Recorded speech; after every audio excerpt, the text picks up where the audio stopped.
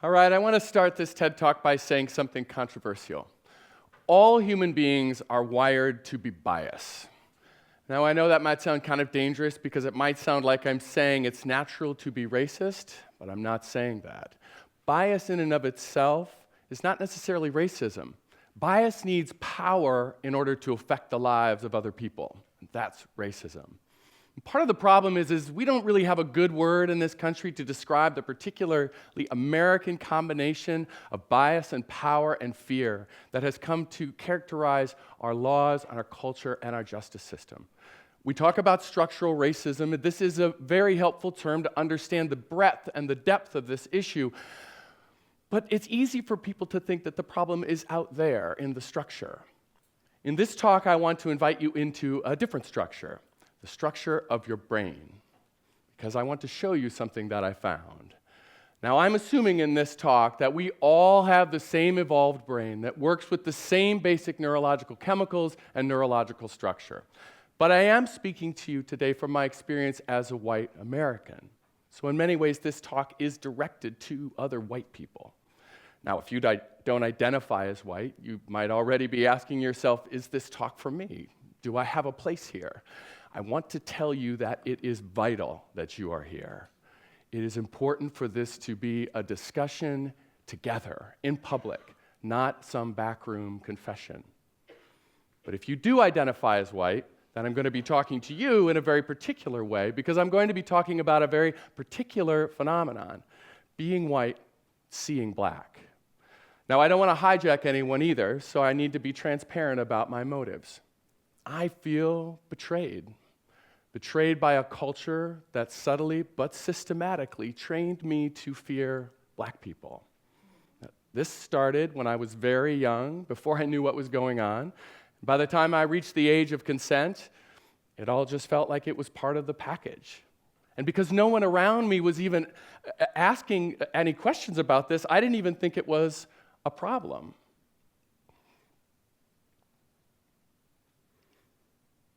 Which is why I'm a little suspicious and a little bit impatient with other white people who tell me that they're not racist or even prejudiced, and yet they have very little idea of what's going on around them and even less about what's going on inside of them.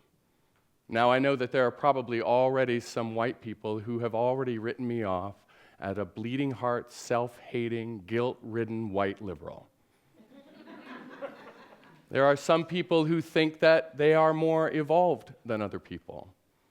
There are some people who think that some people are created to fulfill some divinely sanctioned hierarchy with European stock at the helm of this great ship of humanity. There are some people who think that God himself is a white man. Let me let you in on a secret.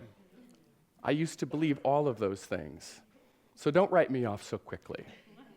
Just relax. And let me tell you a story. It's January of 1984. I was in my first year of college. I was a small town boy in Chicago, Illinois, and I was loving it. But I left my friends downtown one night because I was still a good boy and I didn't yet have a fake ID. So I found myself alone on an L train headed north at 1 a.m. in the morning. And I was alone until two black guys got on at the next stop after me. It was the first time in my life that I had ever been alone with black men in an urban environment, and I was scared. I felt this wave of terror rise up in me. I remember feeling convinced that I was going to be robbed and beaten, if not killed, right there on the train. And then they got off.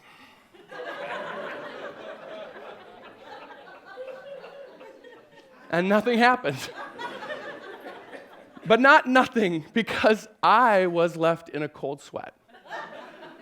And it would take me decades to understand what was going on in that moment. But I think I know now what I did not know then, and it has to do with imagination. This is a picture of Darren Wilson. He was the police officer that shot and killed Michael Brown on August 9th, 2014 in Ferguson, Missouri.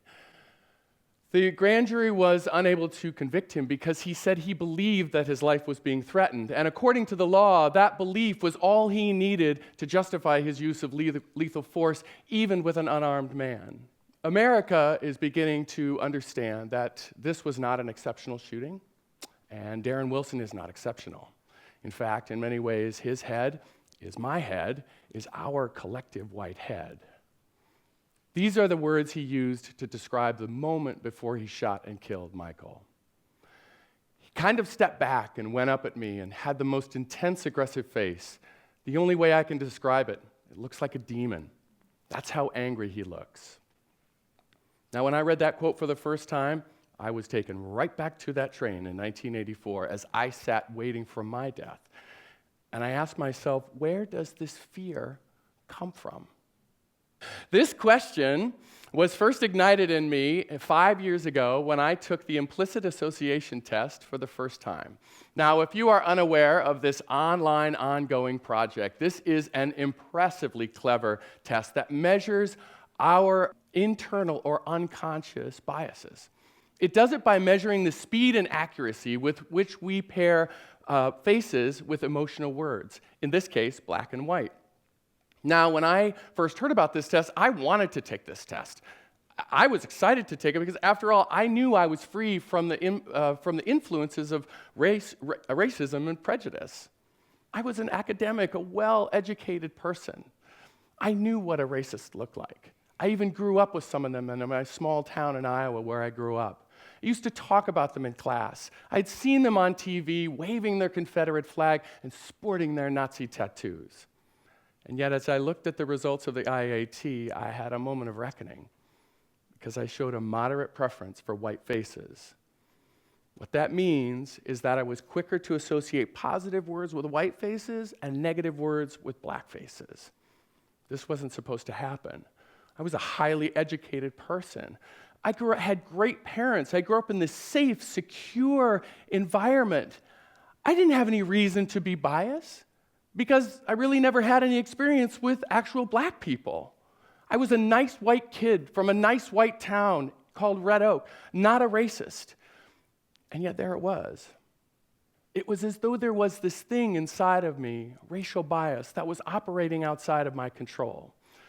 And this scared me a little bit, but it pushed me deeper to understand how bias works. Now, bias in and of itself is not inherently a bad thing. In fact, we could not have developed into the highly complex social animals we are today without the shorthand of bias. Now, as we grew into bigger and larger groups, we developed ways of identifying our own through scars, tattoos, markings, clothing, gestures, signals, signs, accents, languages, anything that could tell the story of our connection quickly and authentically.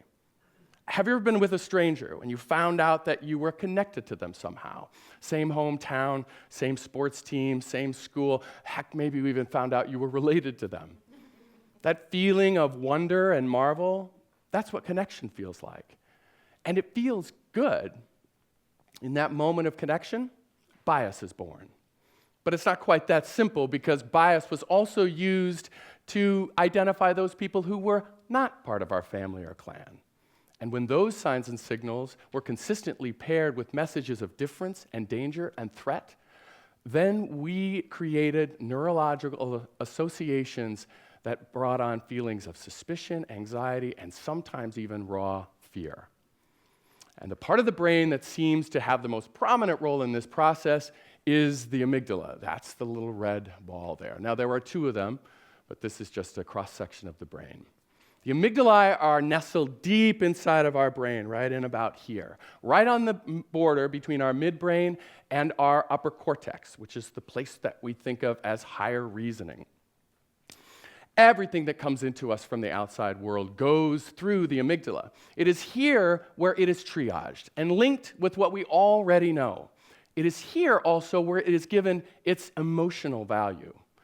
Now, the amygdala is in the midbrain for a reason, because when it comes to dealing with stimuli associated with danger or threat, the amygdala will bypass our upper cortex altogether and move straight to action. Because when it comes to fear, thoughtfulness only slows you down. So when these signs and signals are consistently paired and reinforced, these feelings get stronger, and they get to feel more automatic, like an instinct. But that is because they are mostly unconscious. But they don't have to be. Now, growing up, I didn't know any of this. I didn't know what was going on inside my brain, if anything at all was going on inside my brain. I didn't know how neurological associations were made. And I certainly didn't know that while I was watching MTV or movies or crime shows or news stories or commercials or sitcoms or reading magazines or reading history books or talking to my friends, that my amygdala is learning to associate dark faces with difference and danger and threat. I actually came to believe the myth that it's natural for people to feel more comfortable around people that look like them. Of course I was uncomfortable in the presence of black people when those guys got on the train. My culture taught me to be wary and scared of blackness. Sure, sometime in our ancient evolutionary past, maybe this worked for us at one point, this fear-based bias. But I can tell you now that it's not working for us anymore. Which brings me back to Darren Wilson and his claim that he saw the face of a demon. I actually believe him. I believe he did see the face of a demon. I believe that in that moment, all the cultural and historical lies of the black man as a dangerous, powerful, irrational, angry, uncivilized, magical, superhuman subspecies came together in his imagination. And in that moment, it didn't matter that Michael Brown didn't have a gun, because his fear felt real to him. I remember it felt real to me. But that's the difference between him and me. I no longer trust that feeling. I have become mindful of how my brain has constructed that bias. Yes, from an evolutionary perspective, the evolutionary stuff always comes back to me, or leaves me, as the case might be. From an evolutionary perspective, perhaps sometime in our distant past, this stuff may have worked for us, but I can tell you now it's working against us. The modern world has made these old-fashioned tactics of racial categorization and hierarchy not only ineffective, but increasingly fatal. We are running old software that can't handle the scale of global diversity that the modern world has revealed. It took us millions of years to get to this modern form, right? We have been conscious for about 40,000 years, and yet our awareness of global diversity is only about 400 or 500 years old. And the internet has made that awareness expand exponentially year after year. So in evolutionary time, dealing with human difference and variety is a brand new evolutionary problem. And so far, we are not doing well with this. We are not doing well with this. But there is hope. We can shape our evolution.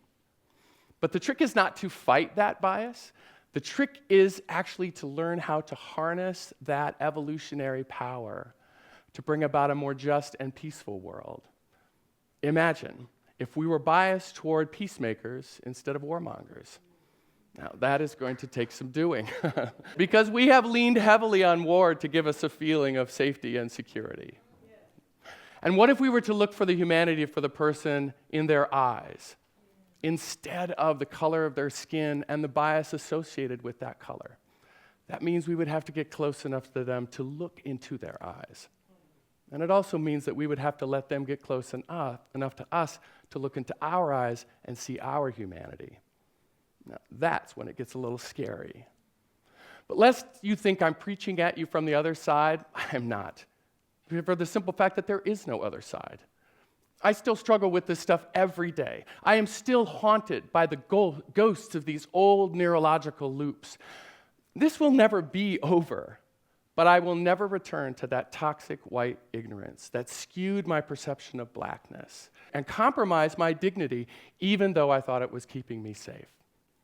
We in the white community don't really have a choice. We have to examine and shine a light on these subconscious influences that that are working in our culture, because if we don't, it will continue to operate underneath our radar, and it will continue to control us, and it will continue to limit our experience of humanity. We do not need to be slaves to this racial bias.